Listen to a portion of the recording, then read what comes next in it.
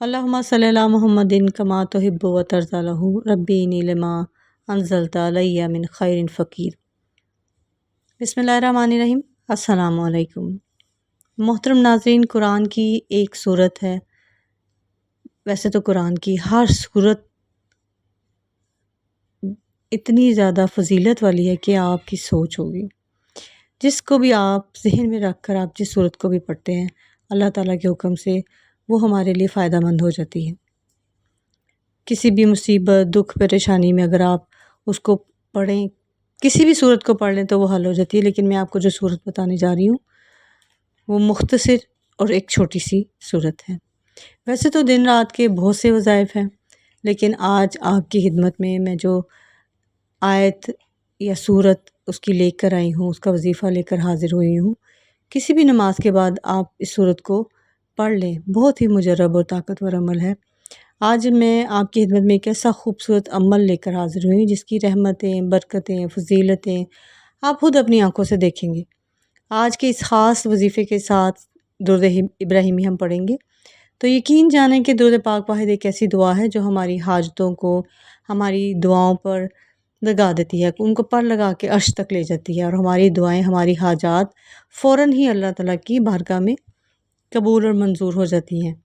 پہلے تو پیش ہوتی ہیں اور پھر اللہ تعالیٰ اگر نظر کرم کر دے اور وہ یقیناً کرتا ہے تو وہ قبول و منظور ہو جاتی ہے۔ اور میں ہمیشہ اپنی ویڈیو میں سب سے پہلے ایک بات کرتی ہوں کہ رب العزت نے آپ کو جس بھی حال میں رکھا ہوا ہے، سب سے پہلے آپ اس میں پرسکون رہیں، اس کی ذات کا شکر ادا کریں، کیونکہ اللہ رب العزت ایک موقع پر ارشاد فرماتا ہے کہ وہی لوگ مطمئن ہیں جو میرے شکر ادا کرتے ہیں، مجھ پر ایمان لاتے ہیں، میرا ذکر اذکار کرتے ہیں۔ لہٰذا اپنے اللہ تعالیٰ کی رضا میں راضی رہیں کہ اس نے آپ کو جس حال میں رکھا ہے بہترین رکھا ہے، اور اسی میں خوش رہا کریں، اور رب العزت کا شکر ادا کیا کریں، اور آپ کو جو بھی جتنی بھی آپ کی توفیق ہے اس کے مطابق آپ غریبوں کو صدقہ لازمی دیا کریں، کیونکہ صدقہ بلاؤں کو روک دیتا ہے، ٹال دیتا ہے، اور آپ کی مشکلات اور مصائب کو آپ سے دور کر دیتا ہے۔ ظہر کی نماز کے بعد آپ نے یہ عمل کرنا ہے، رات تک آپ کو اللہ تعالیٰ بے بہا نیکیاں، مال و دولت، زندگی، صحت، تندرستی اور جو بھی آپ کی کوئی مشکل ہے انشاءاللہ اللہ تعالیٰ ضرور حل کریں گے۔ اگر آپ لوگوں کو کوئی مالی پریشانی ہے، آپ غریب ہیں، یا معاشی حالات ایسے ہیں کہ ملتی بھی ہے تنہا لیکن وہ آپ کے معاملات میں ایڈجسٹ نہیں ہوتی، آپ کے مہینہ ختم ہو گیا تو پیسے اسے بہت پہلے ختم ہو گئے، آپ کی جیب میں پیسے نہیں ہیں، پریشان ہیں کیونکہ ضرورتیں تو نہیں رکتی، تو آپ ظہر کے بعد آپ یہ وظیفہ کریں۔ میری مائیں بہنیں اپنے بیٹوں کے لیے کریں تاکہ اللہ تعالیٰ ان کے لیے آسانیاں کریں۔ جب آپ کو صحیح لگے کہ آپ کے پاس وقت ہے تو آپ یہ وظیفہ ضرور کریں۔ آپ کو یہ عمل بتا رہی ہوں، یہ عمل کر لینا ہے۔ اگر آپ کی کوئی ایسی مشکل ہے جس میں کچھ رقم درکار ہے، یعنی آپ گھر بنا رہے ہیں یا کوئی پلاٹ لینا چاہتے ہیں یا کچھ بھی اپنی مستقبل کی منصوبہ بندی کر رہے ہیں، شادی ہے، بیٹی کی شادی ہے، بہن کی شادی ہے، اور آپ پریشان ہو، بڑی سے بڑی آپ کو رقم کی ضرورت ہوگی، اور آپ کس رشتہ دار سے جا کے کہیں گے کہ میری ضرورت کو پورا کرو؟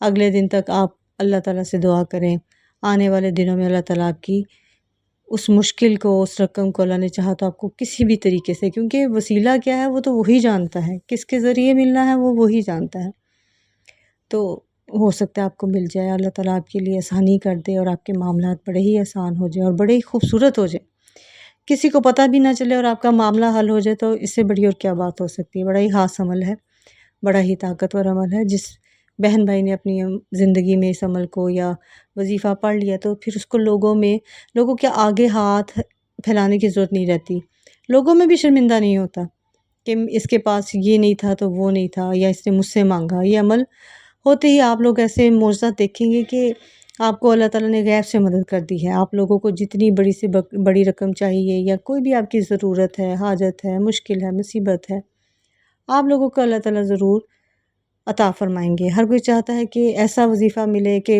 چراغ سے رگڑو اور جن حاضر ہو جائے اور آپ کی مشکلات حل ہو جائے، تو ایسا نہیں ہے۔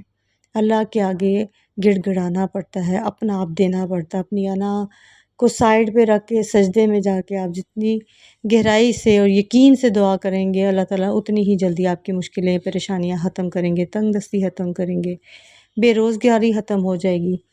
اگر کوئی حاجت ہے تو آپ کی حاجت پوری ہو جائے گی۔ اور بہت سے اس طرح کے لوگ ہیں کہ طرح طرح کے وظائف پڑھ پڑھ کے تھک گئے ہیں، اعمال کرتے ہیں لیکن کچھ بھی نہیں ہوتا۔ کچھ میرے بہن بھائی ایسے ہوتے ہیں جو اعمال ان کو بتایا جاتا ہے، جیسے وہ عمل کرتے ہیں تو ساتھ ہی لوگوں سے بات چیت کرنے لگ جاتے ہیں، فون پر باتیں کرنے لگ گئے۔ نہیں نہیں، ایسا نہیں کرنا آپ نے پوری توجہ سے یکسوئی سے ایک جگہ پر زمان اور مکان ایک ہو تو کیا ہی بات ہے، لیکن کم از کم آپ کو یہ تسبیح پڑھتے ہوئے آپ باتیں تو نہ کریں۔ جو میں آپ کو عمل بتاؤں گی آپ نے ویسے ہی اس کو کر لینا ہے، لیکن یہ عمل آپ لوگ کسی بھی وقت کر لیجئے گا۔ یہ 1 منٹ کا آسان سا عمل ہے، چھوٹے چھوٹے میرے وظائف ہیں، چھوٹے چھوٹے اعمال ہیں، زیادہ وقت میں لینے کی قائل نہیں، کیونکہ جو چیز بوجھ بن جائے، مشکل ہو جائے تو وہ پھر انسان ایک ٹائم آتا ہے کہ ان اعمال کو چھوڑ دیتا ہے۔ وہ عمل ہیں، وہ چھوٹی چھوٹی باتیں ہیں، وہ وظائف ہیں جو آپ آرام سے اٹھتے بیٹھتے آسانی سے کر سکتے ہیں۔ تو آپ نے یہ عمل کرنا ہے جب آپ نماز پڑھ لیں۔ نماز سب سے پہلی شرط ہے ہر وظیفے کے لیے، کیونکہ نماز خود ایک وظیفہ ہے۔ تو میرے اکثر بہن بھائی ایک ہی بات کا شکوہ کرتے ہیں کہ ہم بہت سے عمل کرتے ہیں، بہت سے وظائف پڑھتے ہیں، لیکن ہمیں زندگی میں کوئی بھی فائدہ نہیں ہوا اور ہماری مالی پریشانی کبھی ختم نہیں ہوئی۔ تو میرے بہن بھائیوں، نماز کے بعد آپ نے یہ عمل کر کے آپ لوگ دیکھ لیں، لیکن توجہ اور یقین سے، کیونکہ وہ توجہ اور یقین جو آپ پر بیت رہی ہے مشکل، وہ میں یا کوئی اور محسوس نہیں کر سکتا، وہ آپ لوگ ہی محسوس کر سکتے ہیں۔ آپ نے اس مشکل کو اپنے دل میں، اپنے ذہن میں، اپنی سوچوں میں سامنے اس کو رکھ کے یہ دعا اور عمل کرنا ہے۔ تو آپ کوشش کریں اس کو، آپ آزمانا بھی کیا ہے، کیونکہ قرآن آزمائش کے لیے تو نہیں ہے، آزماؤ جی اور قرآن کی یہ آیت پڑھ لو اور آپ لوگوں کو اتنا فائدہ ہو جائے گا تو یہ ہے تو وہ نہیں۔ میں یہ کہتی ہوں کہ آپ نے جو چھوٹا سا عمل کرنا ہے اس کو یقین سے کریں، مجرب عمل ہے۔ تقدیر کے اگر دروازے بند ہیں تو آپ رات کو تہجد میں بیٹھ کے یہ پڑھیں۔ یہ خاص عمل کرنے سے اللہ تعالیٰ کی فوراً مدد ملتی ہے، اور یہ عمل جو بھی کرتا ہے اللہ تعالیٰ اس کو بے بہا نوازتا ہے۔ یہ وظیفہ کرنے والے سے رب کی ذات اتنا خوش ہو جاتی ہے کہ عرش الہی پہ بیٹھا رب فرشتوں سے ذکر کرتا ہے، فرشتوں کو حکم جاری کرتا ہے کہ جو اس بندے کی ہر حاجت کو پوری فرما دو، اس بندے کی تمام رکاوٹیں بندشیں دور فرما دو۔ اللہ والو، اگر آپ چاہتے ہو رب کی ذات آپ سے خوش ہو جائے، آپ کی نسلوں کو آباد فرما دیں، تو یہ خاص وظیفہ اور ساتھ میں ایک دعا بھی آپ کو بتاؤں گی، لہٰذا ویڈیو کو آخر تک دیکھیے گا تاکہ آپ کو پورے وظیفے کی صحیح طرح سے سمجھ آ جائے۔ اس وظیفے کو کسی صورت آپ نے نہیں چھوڑنا۔ اگر آپ اس کو پڑھتے بھی رہیں گے تو اللہ اپنی نوازشیں بند تو نہیں کرے گا، ہو سکتا ہے آپ پر بے شمار نوازشیں شروع ہو جائیں، کیونکہ رب کی ذات جب دینے پہ آتی ہے تو نہ شکلیں دیکھتی ہے، نہ عقلیں دیکھتی ہے، نہ اعمال دیکھتی ہے۔ رب کی ذات جس بندے سے راضی ہو جائے اس کی نسلوں کو آباد فرما دیتی ہے۔ تو اگر آپ بھی صرف اپنی نہیں اپنی نسلوں کو بھی آباد دیکھنا چاہتی ہیں، میری مائیں، میری بہنیں، میری بیٹیاں اپنے گھر سے بے سکونی کا خاتمہ چاہتی ہیں، تو یہ وظیفہ کسی صورت نہ چھوڑنا۔ یہ وظیفہ اتنا آسان اور مجرب ہے کہ آپ انشاءاللہ اللہ کا کرشمہ دیکھو گی کہ کیسے آپ کے اوپر اللہ پاک کی کرم نوازیاں ہونا شروع ہو گئی ہیں۔ یہ وظیفہ سارے وظائف کا بادشاہ ہے، بلکہ یوں سمجھ لیجئے کہ اس کو کرنے کے بعد آپ نے دیکھنا ہے یہ ہے کہ اللہ تعالیٰ آپ کے اوپر کیسے کیسے رحمت فرمائے گا، کیسے آپ کے کام بنتے چلے جائیں گے، اس عمل کو کرنے والے کی زندگیوں میں آسانیاں پیدا ہونا شروع ہو جائیں گی، اس عمل کو کرنے والے کی زندگی سے مشکلات ختم ہونا شروع ہو جائیں گی، اس وظیفے کو کرنے والے کے تمام بگڑے کام بننا شروع ہو جائیں گے۔ اگر آپ کے اوپر کسی قسم کی بندش ہے، رکاوٹ ہے، کوئی کاروبار کا مسئلہ ہے، کاروبار نہیں چل رہا، گھر میں بے برکتی ہے، بے سکونی ہے، مایوسی ہے، کچھ بھی ایسا مسئلہ ہے جو آپ کی سمجھ میں نہیں آ رہا، انشاءاللہ اللہ کے حکم سے اس وظیفے سے یہ تمام مسائل دور ہو جائیں گے۔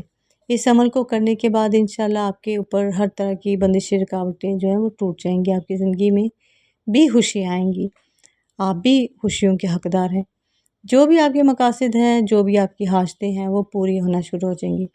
پہلے جو بھی آپ کام کرتے تھے وہ صحیح نہیں ہوتا تھا، یا آپ کے ذہن میں کوئی مقصد ہے، آپ کسی کام میں لگے ہوئے ہیں، اس میں آپ کو کوئی فائدہ نہیں مل رہا، تو اس عمل کو کرنے سے انشاءاللہ تعالیٰ تمام حسد، نظر بد، جادو ٹونا اور جو بھی ہے وہ ختم ہو جائے گا اور آپ کی تمام حاجتیں پوری ہو جائیں گی۔ جو بھی آپ کا مسئلہ ہے انشاءاللہ وہ دور ہو جائے گا۔ آج صرف ایک تسبیح پڑھیں گے اور اس تسبیح کی برکت سے آپ کی مشکلات حل ہوں گی، اور جو بھی آپ کا مسئلہ ہے، دولت ہے، آپ کے ہاتھوں میں ہوگی، آپ کے ہاتھوں میں آپ کی مشکلات کا حل ہوگا انشاءاللہ۔ دیکھ لینا، غیب سے اللہ تعالیٰ ہر معاملات آپ کے حل فرما دیں گے۔ یہ جو وظیفہ میں آپ کو بتانے جا رہی ہوں بہت ہی خاص ہے۔ یہ جو تسبیح ہے، پہلے ایک تسبیح ہے، اس کو پڑھنے سے اللہ پاک بہت خوش ہوتی ہے۔ وہ ہستی جسے کسی آنکھ نے نہیں دیکھا، جس کو کوئی گمان نہیں چھو سکا، تعریف کرنے والے اس کی تعریف سے عاجز رہے، نہ حادثات اسے بدل سکے، اور اس زمانے کی بے ثباتی کا کوئی خوف نہیں اس کو۔ پہاڑوں کے وزن اور سمندروں کی پیمائش کا علم اسی کے پاس ہے۔ ہم نہیں جانتے کہ اس کی رحمتیں اور برکتیں کہاں کہاں برس رہی ہیں۔ بارش کے قطروں کی طرح اور درختوں کے پتوں کے عدد سے ہم بے خبر ہم ہیں۔ کسی پر رات کی ظلمت، کہیں پر دن کی روشنی، وہ سب وہی جانتا ہے۔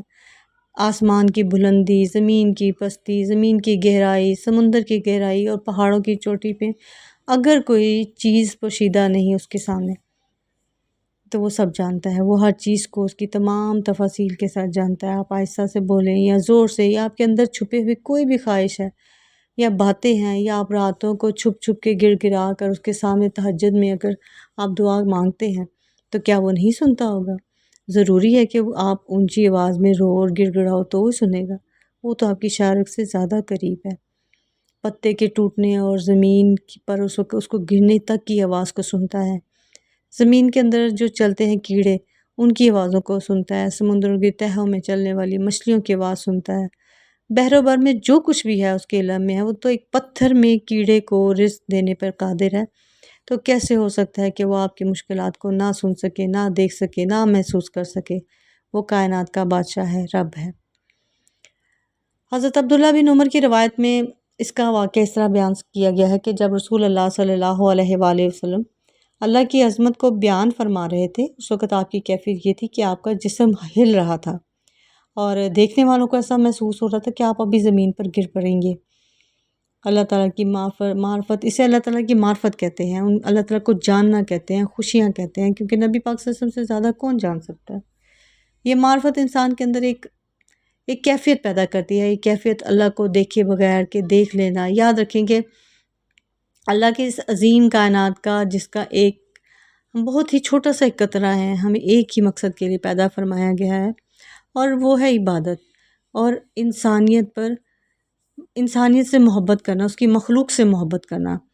عبادت کے علاوہ کوئی مقصد حیات نہیں ہے۔ بے شک وسائل و ذرائع ہوں، اللہ تعالیٰ کے خزانوں میں کسی کی کمی کو پورا کرنے کے لیے انسان کو نہیں بنایا گیا، نہ اللہ رب العزت کا کوئی کام اٹک گیا ہو جس کی وجہ سے انسان کی ہلکت ضروری تھی۔ انسان کو پیدا اسی لیے فرمایا گیا کہ وہ صرف عبادت کرے اور اللہ کی مخلوق سے پیار کرے۔ اس لیے صبح شام اس کو یاد کیا کرو، یہی انسانیت کی معراج۔ جو اللہ کا ہو جاتا ہے تو ساری دنیا اس کی غلام ہو جاتی ہے، اللہ اس کا دوست بن جاتا ہے، پھر اس انسان کے دشمن اللہ کے دشمن بن جاتے ہیں اور اس کے دوست اللہ کے دوست ہو جاتے ہیں۔ جس نے اللہ کے دوست کو تکلیف پہنچائی وہ قادر مطلق اس سے اعلان جنگ کر لیتا ہے۔ اللہ کا ہو کر تو دیکھیے، اللہ کی ذات کو مقصد بنا کر زندگی گزار کر تو دیکھیے، اللہ کے لیے مرنا، اس پر مٹنا سیکھیے، اس کے لیے جینا سیکھیں۔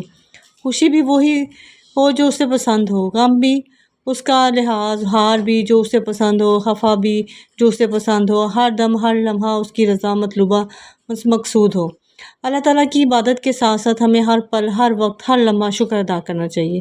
اسلام نے شکر ادا کرنے کے ہمیں 4 طریقے بتائے ہیں: دل سے شکر ادا کرنا، زبان سے شکر ادا کرنا، نعمتوں کے استعمال سے شکر ادا کرنا، اور مخلوق خدا کی خدمت سے شکر ادا کرنا۔ اگر کوئی آپ پر احسان کرتا ہے، آپ اس کی بجائے احترام کسی اور کا کریں تو وہ ناراض ہو جاتا ہے۔ بالکل اسی طرح اللہ تعالیٰ ہمیں بے شمار نعمتوں سے نوازتا ہے، اور اگر ہم اللہ تعالیٰ کی بجائے کسی اور کا اکرام و احترام کرنا شروع کر دیں گے تو اس عمل سے اللہ تعالیٰ بہت سخت ناراض ہو جاتے ہیں۔ یہ ایک فطری اصول ہے کہ جس شخص پر کوئی احسان کرتا ہے وہ بندہ اس کا غلام بن جاتا ہے اور اس سے محبت کرنے لگتا ہے، اس کی پسند کو بھی ترجیح دیتا ہے۔ اسی طرح ہمیں بھی چاہیے کہ ہم اپنے حقیقی اللہ تعالیٰ کے احکامات کو ہر وقت ماننے کی اور ترقی دینے کی کوشش کریں۔ اور شکر کیا ہوتا ہے کہ انسان اس کا اقرار کرے اور اظہار کرے کہ یہ چیز میرے امی یا ابو نے یا بھائی وغیرہ نے دی ہے، اور ریاکاری مقصود نہ ہو، اللہ تعالیٰ کی ہر دی ہوئی چیز پر الحمدللہ کہیں۔ مثلاً الحمدللہ اللہ تعالیٰ نے مجھے آنکھوں سے نوازا۔ بندوں کا شکر ادا کرنے سے مراد یہ ہے کہ وہ آپ کو کوئی چیز دے اور بدلے میں آپ اس کو جزاک اللہ کہیں، تاکہ اس کے ذریعے اس کی دی ہوئی نعمت کا اس کو بدلہ مل جائے۔ حدیث میں آپ نے فرمایا ہے کہ جو شخص بندوں کا شکر ادا نہیں کرتا تو میرا بھی وہ شکر ادا نہیں کرتا۔ اللہ تعالیٰ کی دی ہوئی نعمتوں کو عملی طور پر استعمال کرنا، اس کا استعمال کر کے اظہار مشکر ہونا، یہ ایک بات ہے جو بہت اہم ہے۔ ایک مشہور واقعہ ہے کہ ایک صحابی آپ صلی اللہ علیہ وآلہ وسلم کے پاس آئے اور انہوں نے میلے کچیلے کپڑے پہنے ہوئے تھے، جس پر آپ نے ناراضگی کا اظہار کیا، فرمایا کہ جاؤ صاف ستھرے کپڑے پہن کر آؤ، کیونکہ اللہ تعالیٰ خود بھی جمیل ہے، خود بھی خوبصورت ہے اور جمال کو پسند کرتا ہے۔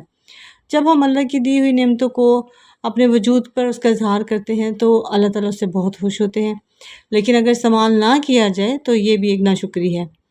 تو محترم ناظرین، اب اس عمل کا طریقہ کار جان لیں کہ آپ نے کون سی تسبیح پڑھنی ہے، کتنی بار پڑھنی ہے، کون سی احتیاط کرنی ہے، اس کو آپ اچھے طریقے سے جان لیں۔ آپ نے اللہ تعالیٰ کے 2 ناموں کو آپ نے روزانہ پڑھنا ہے، پھر انشاءاللہ ایسا موضوع ہوگا کہ جو چاہو گے وہی ملے گا انشاءاللہ۔ اور ان 2 ناموں کا ایک مجموعہ ہے، اس کو اسم اعظم بھی کہتے ہیں، اور یہ یا حیو یا قیوم ہے۔ کابرین کا کہنا ہے کہ اگر ان اعمال کو اس طرح سے پڑھ لیا جائے گا تو آپ کو بے شمار فوائد حاصل ہوں گے۔ حضوری کیفیت رکھنے والے وہ 2 نام جو ہیں وہ میں نے آپ کو جیسے پہلے بھی بتایا، یا حیو یا قیوم ہے، اس کو آپ نے پڑھنا ہے۔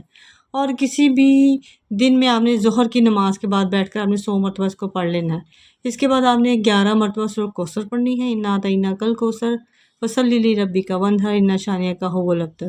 اور 11 مرتبہ آپ نے سورہ اخلاص پڑھنی ہے، قل ھو اللہ احد اللہ الصمد لم یلد ولم یولد ولم یکن لہ کفوا احد۔ اول و آخر آپ نے 3 مرتبہ درود پاک پھر سے پڑھنا ہے۔ اگر کوئی بیمار ہے، اس کو شفا چاہیے تو انشاءاللہ اس کو شفا نصیب ہوگی، کسی کی کوئی مشکل ہے تو مشکل حل ہو جائے گی، غرض جو بھی جس کے ساتھ جو بھی مسئلہ ہے وہ حل ہو جائے گا۔ آپ میری تسبیح کو پڑھیں، محبت سے پڑھیں، یقین سے پڑھیں، اور اپنے اندر پوری طاقت اور قوت ایمانی سے پڑھیں، اور اپنا مسئلہ اللہ تعالیٰ کے آگے رکھ دیں، اور آپ یقین کریں کہ انشاءاللہ تعالیٰ اللہ تعالیٰ آپ کو کامیابیوں سے نوازے گا، ترقیوں سے نوازے گا، اور بہترین آپ کے معاملات کر دے گا۔ اگر آپ کو میرا سنانا اور آپ کا سننا اللہ تعالیٰ قبول کرے، اور اگر آپ کو پسند آیا ہے تو آپ میرے لیے بھی دعا کریں، میں بھی دعاؤں کی محتاج ہوں۔ جزاک اللہ خیر۔